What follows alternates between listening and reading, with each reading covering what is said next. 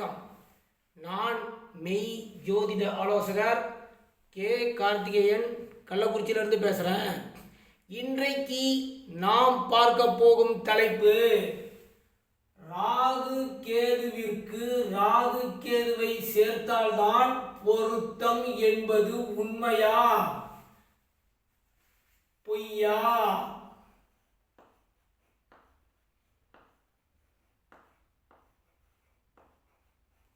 இதுதான் தலைப்பு.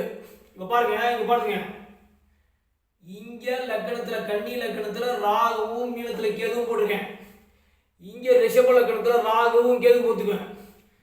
ராகு கேதுவிற்கு ராகு கேதுவைத்தான் பொருத்த வேண்டும் என்பது சரியா? அப்படி பொருத்தினால்தான் இருவரின் வாழ்க்கை மலருமா? நன்றாக இருக்குமா?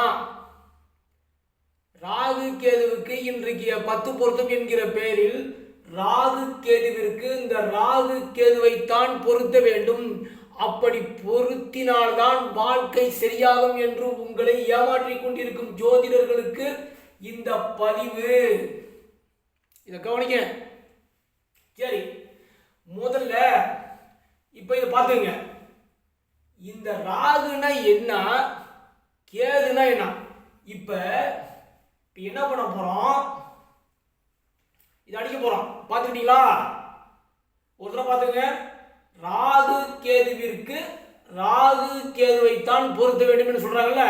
இப்ப நம்ம ராகு இப்ப லக்னத்தில் இருக்குது, என்ன பண்ணணும்னு பார்ப்போம்.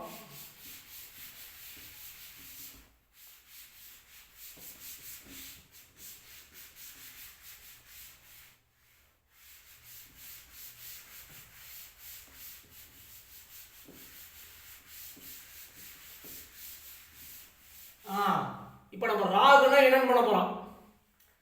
ராகு கண்ணிற்கு கவனிங்க, கண்ணிற்கு தெரியாத கும்மிருட்டு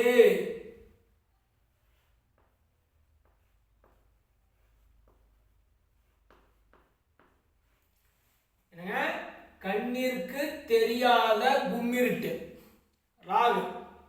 சரி, இரண்டாவது நிழல் கோள்.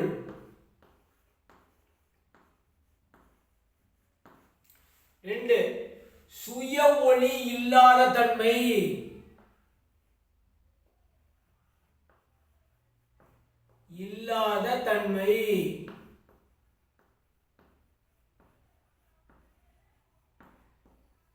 இது ராகு லக்னத்துல உட்கார்ந்தா இது இருட்டு உட்கார்ந்துருக்குன்னு அர்த்தம். என்னங்க? இருட்டு லக்னத்தில், அதாவது இப்ப சினிமா பாக்குறீங்கல்ல, மூஞ்சி இப்ப சினிமா காசு தர்றாங்க. சினிமா பார்க்கும் போது மூஞ்சி தெரியாது, கண்ணு தெரியாது, எதுவுமே தெரியாது. கும்மிருட்டு, ஆழமான இருட்டு. இதுதான் ராகு. இதை புரிஞ்சுங்க ஃபர்ஸ்ட். சுய ஒளி ராகுக்கு கேதுவுக்கும் கிடையாது. இதை முன்ன புரிஞ்சுங்க. இப்ப இருட்டு, கும்மிருட்டு லக்னத்தில் உட்காரும் போது என்ன பண்ணு தெரியுமா? இருட்டு எதிர்மறை எண்ணங்கள் வரும். ஃபர்ஸ்ட் எதிர்மறை எண்ணங்கள்.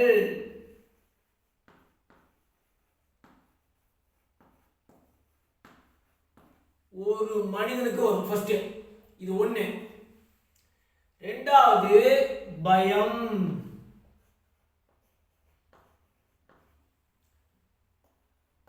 பதட்டம். 4 குழப்பம்.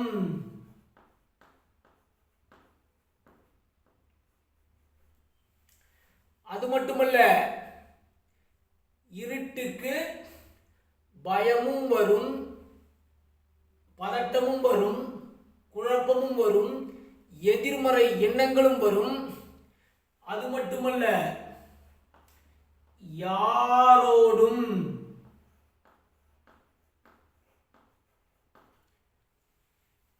நல்லா பார்க்குற மாதிரி இருக்கேன். யாரோடும்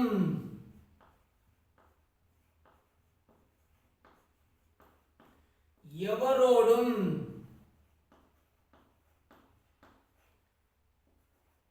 ஒத்து போகாத தன்மை.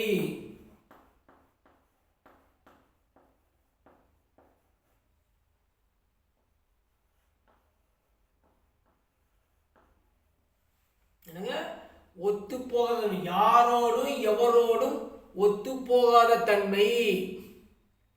அடுத்தது பிடிவாத குணம்.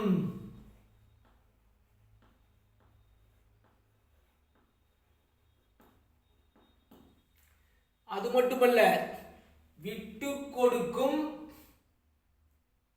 மனப்பான்மை வராது.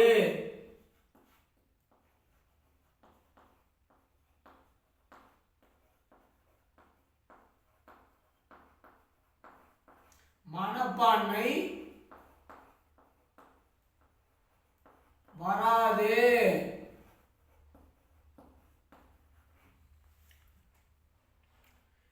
யாருக்கும் கட்டுப்படாத குணம்.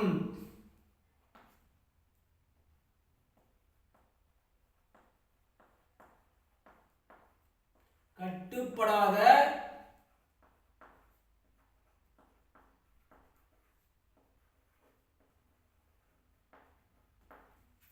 இரண்டாவது, அது மட்டுமல்ல, தனிமை.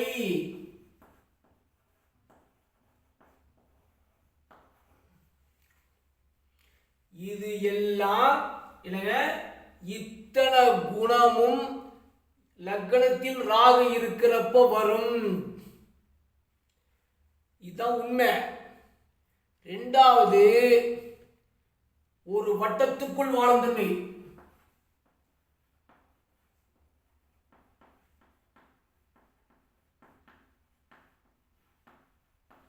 வாழும் தன்மை.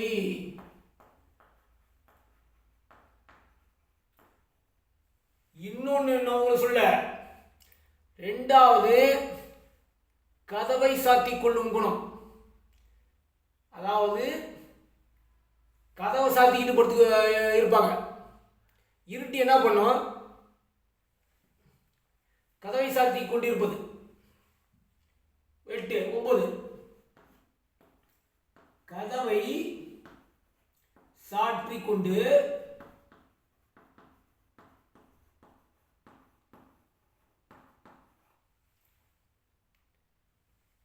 தனிமையில் இருப்பது.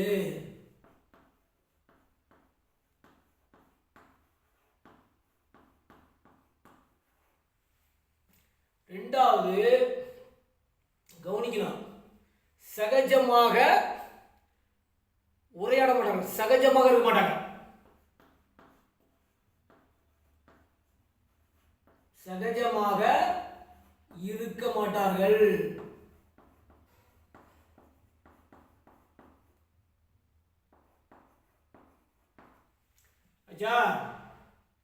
கோபம் அதிகமாக வரும். எப்பயுமே கோபப்படுவாங்க. கோபம் அதிகம் வரும்.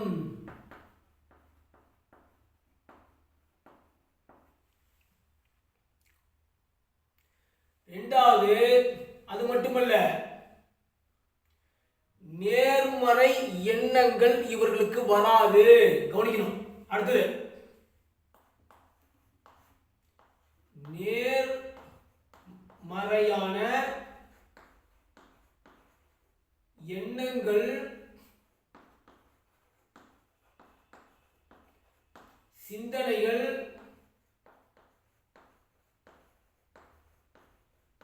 இவர்களிடம் இருக்காது.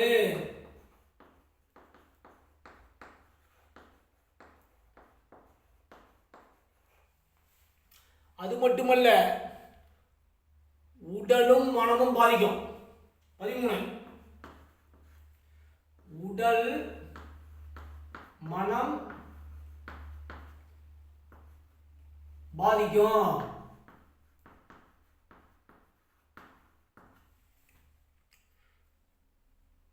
இத்தனையும் லக்னத்தில் ராகு இருப்பதனால் ஏற்படும் பலன்கள் கவனிங்க. ஒரு இருட்டு, கண்ணுக்கு தெரியாத இருட்டு, ஒரு உயிர் பாவம் என்று சொல்லக்கூடிய லக்னத்தில் உட்காரும் போது என்ன குணம் பார்த்துங்க. இத்தனை குணமும் ஒரு மனிதனிடம் பீடித்திருக்கும். இதுதான் உண்மை. இது இல்லாத குணங்கள் இருக்காது. கவனிங்க, இதுதான் இங்க பிரச்சனையே. இதே மாதிரி இருக்கிறத கொண்டாந்து ராகு கேதுக்கு இதே குணம் இருக்கிற அந்த ராகு கேது தான் பொருத்தணும்னா ரெண்டு பேரும் விளங்குமாங்க? அந்த குடும்ப வாழ்க்கை விளங்குமா? பாத்துங்க. ராகு கேதுக்கு ராகு கேதுவைத்தான் பொருத்த வேண்டும்.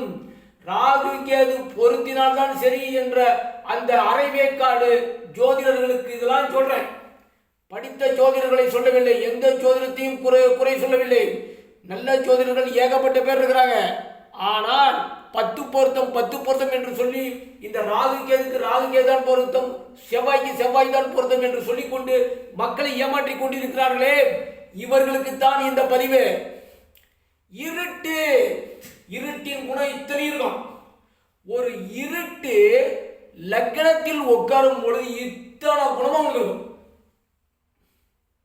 நல்லா கவனிங்க. உடலும் மனமும் பாதிக்கும். இருட்டு என்ன பையங்க, வெளிச்சம் உட்காரத்துக்கும் இருட்டுக்கோள் உட்காரத்துக்கும் ஏகப்பட்ட வேறுபாடு இருக்குது. இருட்டு என்பது எதிர்மறை. இருட்டு எதிர்மறை, வெளிச்சம் நேர்மறை.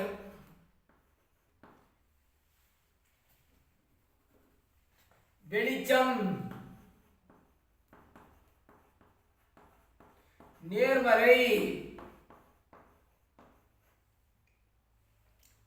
இதுல இன்னும் பிரச்சனை என்னன்னா, இல்லாத ஒன்றை இருப்பதாக நினைச்சு கற்பனை செஞ்சு வாழ்றதுலாம் இவங்க தான்.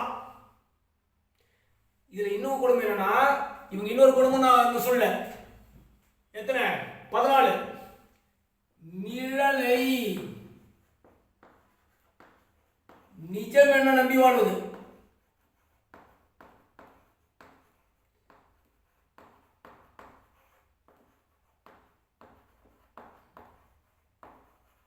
நிழலை நிஜம் என நம்பி வாழ்வது.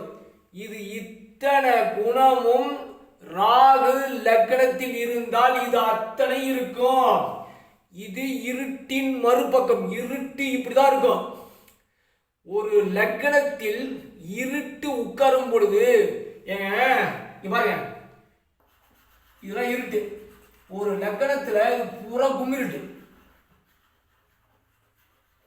இது கும்மிருட்டு. சினிமா கொட்டாயில போய் உட்காரதான் நினைச்சீங்க. அப்ப கை தெரியாது, கால் தெரியாது, தலை தெரியாது, எதுவுமே தெரியாது. ஆழமான இருட்டு இது. நல்லா கவனிங்க. இங்கே ராகு அப்படிங்கிற அந்த உட்கார்ந்தா பாதிப்பான், மனிதனை பாதித்தே செய்வான். ராகு கேது எவ்வளவு பரவாயில்ல, ஆனா ராகு லக்னத்திலோ 7லோ உட்காரும் போது இது பாதிக்கத்தான் செய்யும். கடுமையான பாதிப்புகளை தருகிறது. ராகு அதே சமயத்தில் லக்னாதிபதி நல்ல நிலையினுள் இருங்கப்போ அந்த பாதிப்பு வருவதில்லை, குறைகிறதுங்கிறத உண்மை. இப்ப லக்னாதிபதி கெட்டு போயிட்டான், சுத்தமா கெட்டு போயிட்டான். எப்படி? இங்கே சுக்கிரன் ரிஷபலக்னா 0 டிகிரில இணைஞ்சா முடிஞ்சு போச்சு, கெட்டு போச்சுன்னு அர்த்தம். இவ்வளவுதான் பிரச்சனை. அப்ப இந்த ராகுக்கு லக்ன ராகு அப்படின்னு உட்காரும் பொழுது இத்தனை விதமான செயல்பாடுகளும் குணங்களும் ஒரு மனிதன் இருக்கும் பொழுது இந்த ராகு கேதுவிற்கு ராகு கேதுவைத்தான் பொருத்த வேண்டும் என்பது என்ன நியாயம்? பொருத்த முடியாது, பொருத்த கூடாது, வாழ்க்கை சூன்யமாகிவிடும் என்பதற்கு தான் இந்த பதிவு. உங்களை நல்லா ஏமாத்துறாங்கன்னு பாத்துங்க. இதுதான் ராகு லக்னத்தில் இருக்கக்கூடிய குணம். இதுதான் இருட்டோட குணம். இதுதான் இருட்டு லக்கணத்தில் இருட்டு உட்காரும் பொழுது இந்த இருட்டு செயல்பாடுகள் என்னென்ன? நோயால் பிடிக்கப்படும் தன்மை. 15 நோயால் பிடிக்கப்படுதல் ராகுக்கு லக்கணத்துல.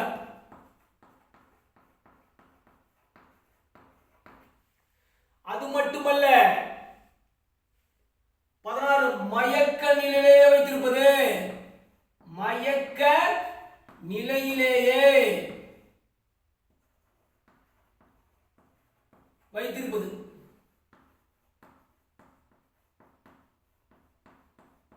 இதுதான் ராகு. இத்தனை பாதிப்பு இலக்கணத்தில் இருக்கு. இத போய் ராகு கேது தான் பொறுத்துங்கிறதுலாம் நியாயமும் கிடையாது, தர்மமும் கிடையாது, ஜோதிடத்திற்கு நல்லதல்ல. இதை நம்பி ஏமாறாதீர்கள் மக்களே, இதை நம்பி ஏமாறாதீர்கள். நீங்கள் ஏமாந்ததெல்லாம் போதும், முன்னே விழிப்புணர்வு அடைவீர்கள் என்பதற்குத்தான் இந்த பதிவு. ராகு கேது தான் பொருத்தம் என்பது முட்டாள்தனம், கேவலத்தனம், அசிங்க. உலகத்தில் அசிங்கமான விஷயம் இது இல்லை. விழிப்புணர்வு உடையவங்கள் சப்ஸ்கிரைப் பண்ணுங்க, ஷேர் பண்ணுங்க, பெல் ஐகானை கிளிக் பண்ணுங்க. இந்த வீடியோ அனைவருக்கும் சென்று சேருங்க. நன்றி, வணக்கம், வாழ்க வளர்க.